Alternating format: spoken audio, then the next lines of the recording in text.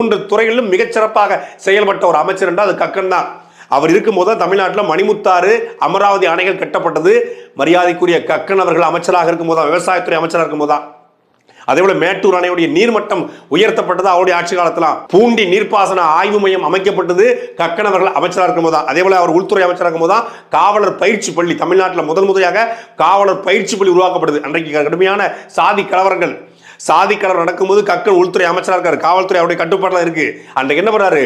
ரகசிய போலீஸ் என்று சீருடை அணியாத காவலர்களை உருவாக்கி சாதி கலவரத்தை யார் யார் தூண்டுறாங்களோ அவங்களாம் முன்கூட்டியே நடவடிக்கை எடுத்து முன்கூட்டியே கைது பண்ற ஒரு காவல் பிரிவை உருவாக்கியது கக்கன் தலைமையிலான உள்துறை அமைச்சகம். அவர் அமைச்சராக இருக்கும்போது இப்படி தமிழ்நாட்டுடைய வளர்ச்சியில அன்னைக்கு ஒரு அடிப்படை கட்டமைப்பே இல்லாத காலகட்டம். சுதந்திரம் அடைஞ்சு ஒரு 10 ஆண்டு காலத்துல கக்கன் அமைச்சராகிறாரு.